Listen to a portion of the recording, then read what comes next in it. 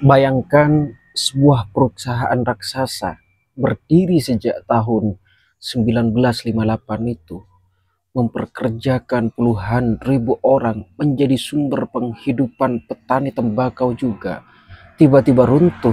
Tapi ini bukan karena kalah bersaing, tapi kemungkinan besar karena dijatuhkan. Berangkat dari kisah diakuisisinya PT Sampurna Tbk itu. Jadi kita tidak serta-merta mengatakan ini sebagai persaingan pasar saja. Pabrik gudang garam ada di udara pada waktu itu, kemudian saham jatuh. Kita lanjut ke segmen pertama. Di segmen pertama itu kita bahas dulu dominasi kretek dari gudang garam. Jadi Indonesia adalah satu-satu negara penghasil rokok kretek, menyerap sampai 6 juta tenaga kerja untuk melinting. Kemudian kontribusi cukai itu sampai 200 triliun per tahun. Jadi kretek bukan cuma rokok, ia warisan. Ini adalah ekonomi rakyat seperti itu. Warisan dari rakyat, warisan untuk kita seperti itu. Segmen yang kedua berangkat dari kisah Sampurna diambil alih. Jadi pada tahun 2005, Philip Morris membeli 97 saham Sampurna. Nilai akuisisi sampai 5,2 miliar. Produksi diubah digantikan mesin. Branding dikendalikan dari luar negeri. Yang dijual ini bukan sekedar saham ya kawan-kawan, tapi kendali industri nasional.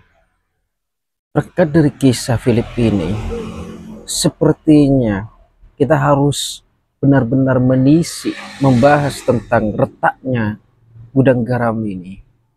Jadi mulai dari sejak tahun 2022 kemarin, laba gudang garam itu anjlok sampai 80%.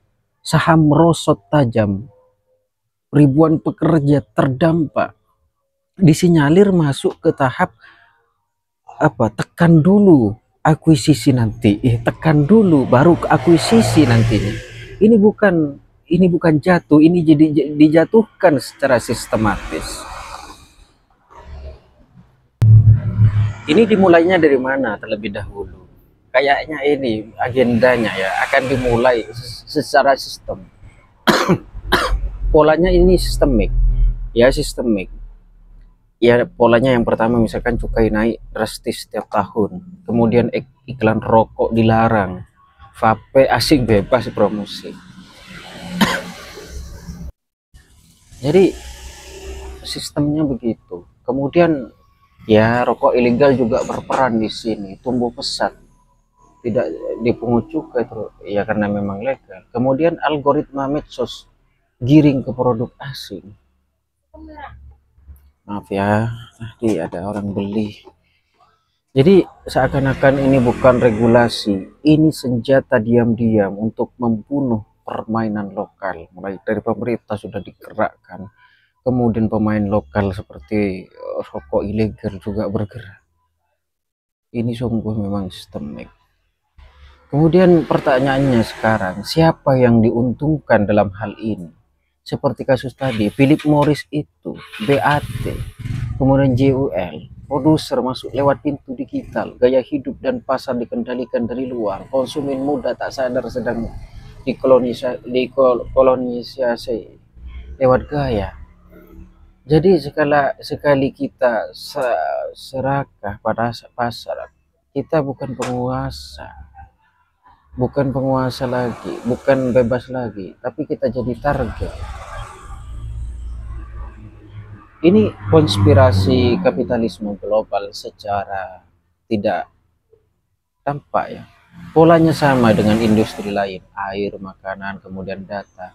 Ya tahapan-tahapannya misalkan pelemahan regulasi, menurunkan valuasi, akuisisi, kemudian kontrol distribusi, hilangnya kedaulatan pada akhirnya. Jadi kalau kretek jatuh, besok giliran pangan, energi, dan suara kita sendiri yang akan jatuh ke tangan asing. Ini berangkat dari kisah PT Sampurna Tbk itu ya.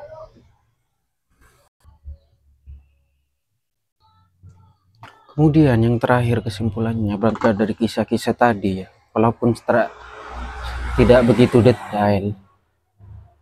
Kesimpulan dan rekomendasi kita, ya gudang garam jangan dibiarkan jatuh kalau bisa. Rakyat harus sadar dan kritis. Regulasi harus adil, bukan senjata ya regulasi. Produk lokal harus dilindungi dengan cerdas. Kita sedang dijajah, bukan dengan senjata itu. Sekali lagi kita bukan dijajah dengan senjata, tapi dengan pasar dan algoritma. Makanya kita perlu hati-hati dan cerdas melihat sesuatu. Kita lihat dari sektor dan sisi yang dari berbagai arah.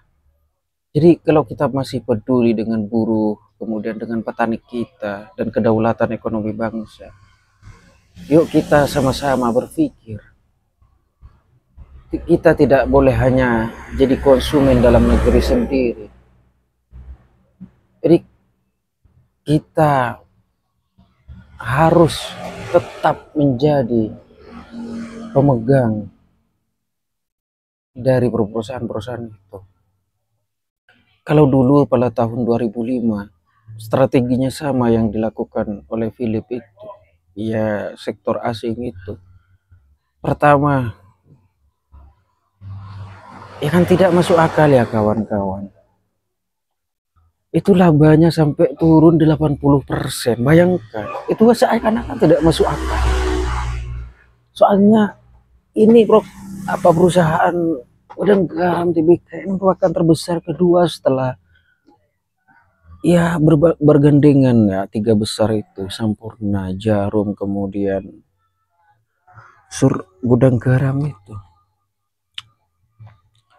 Jadi mari kita berpikir bersama, usahakan jangan sampai produk-produk lokal